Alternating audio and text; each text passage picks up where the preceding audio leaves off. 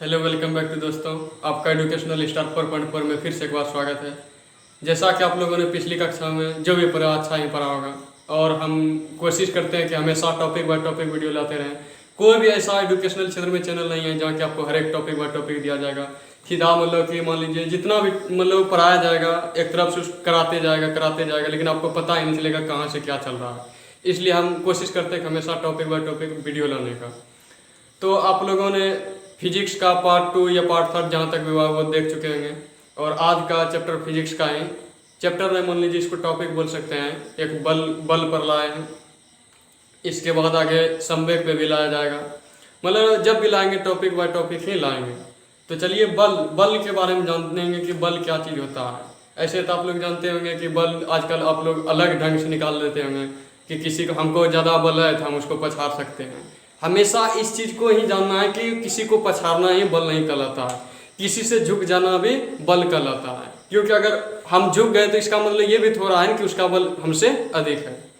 यानी किसी वस्तु के खिंचाव या धक्का देने को ही बल कहते हैं, या किसी वस्तु में स्थान परिवर्तन, अवस्था परिवर्तन हो जाना बल कहलाता है।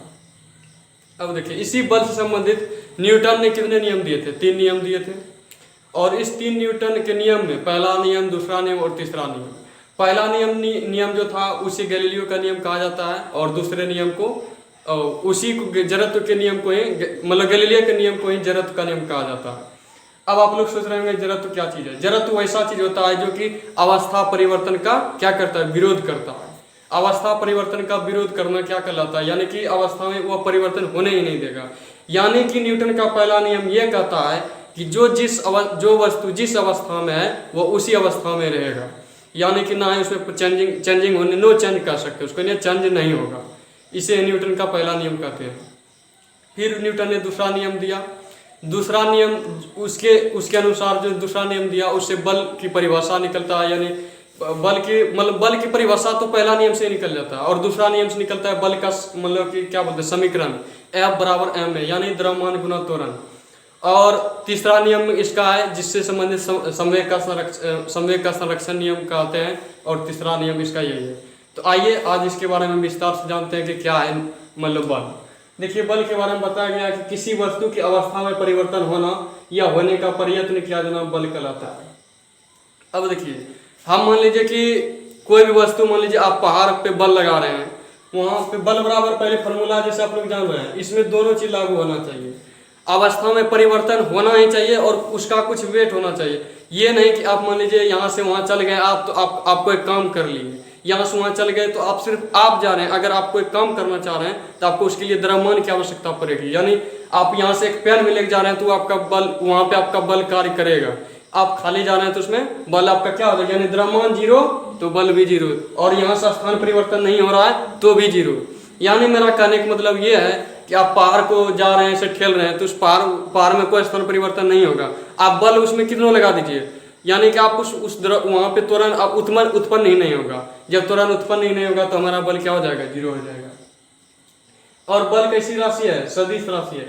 सदिश राशि किसे कहते हैं या अदिश सदिश के बारे में हमने पिछले वीडियो में चर्चा कर चुके हैं। अगर उस लेक्चर को नहीं देखे तो आप प्लीज उसको जाके देख लीजिए। अन्यथा सदिश के बारे में हमको मतलब कमेंट नहीं कीजिएगा कि क्या होता है सदिश। तो इसका SI मात्रक न्यूटन होता है। किसका SI मात्रक न्यूटन होता है? बल का SI मात्रक न्यूटन। 1 न्यूटन बराबर 10 का पावर 5 डाइन। और ये न्यूटन में क्या हो गया? 10 का पावर 5 9। और अर्ग बला उसके बारे में आगे चर्चा करेंगे। अब देखिए, गति संबंधित न्यूटन के नियम कितने हैं? 3 नियम। पहला नियम, इसे गैलीलियो का नियम कहा जाता है या जड़त्व का नियम भी कहा जाता है। न्यूटन के प्रथम नियम को जड़त्व का नियम बोलते हैं या फिर गैलीलियो का नियम बोला जाता है। अब जड़त्व के बारे में हमने बताया कि वस्तु का वह गुण जो अवस्था का परिवर्तन का विरोध करे, जड़त्व कहलाता है। अवस्था का परिवर्तन क्या हो गया? जैसे मान लीजिए ये कोई वस्तु है, यह इस पे मान लीजिए कोई वस्तु हम बल लगा रहे हैं, ये मान लीजिए ना ही इधर जाए और ना ही इधर से इधर आ जाए, यानी कि साम्य अवस्था में ही रहेगा, तो उसे हम जड़त्व कहेंगे। जड़त्व यानी किसी वस्तु का जड़त्व ऐसा गुण है जिसमें कि अवस्था परिवर्तन का विरोध करता हो, यानी कि उसमें नो चेंज होने की भावना बनी रहती हो, तो उसे हम जड़त्व कहते हैं। ये 2 प्रकार के होते हैं, पहला विराम का जड़त्व और दूसरा गति का जड़त्व। अगर कोई वस्तु विरामावस्था में ही है तो उसे विराम का जड़त्व कहेंगे, और कोई वस्तु गति की अवस्था में है तो वह गति की अवस्था में ही बना रहेगा, उसे हम गति का जड़त्व कहेंगे।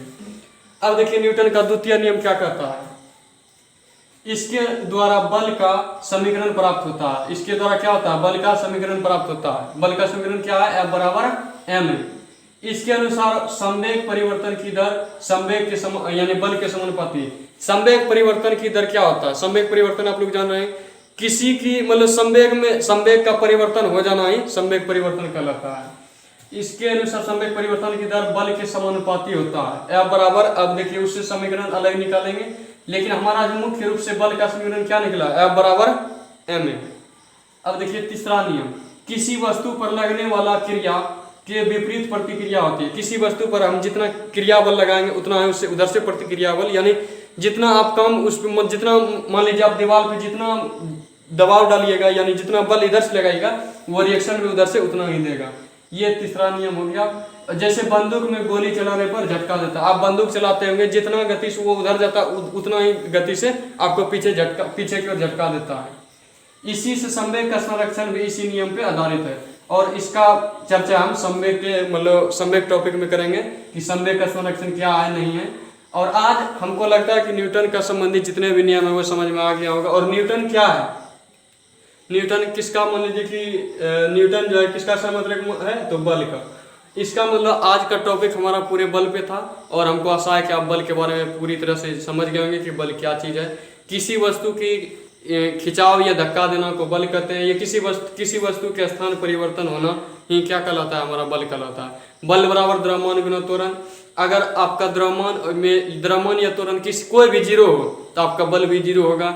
और अगर आपको मान लीजिए कि जैसे बल बराबर हो गया द्रव्यमान गुना त्वरण, इसमें कोई एक चीज दिया रहेगा तो आप इसमें मान लीजिए इसमें कोई दो चीज दिया होगा, जैसे बल भी दिया है द्रव्यमान भी दिया है तो त्वरण निकाल सकते हैं।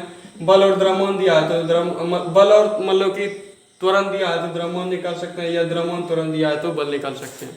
चलिए आज के लिए इतना है, थैंक यू।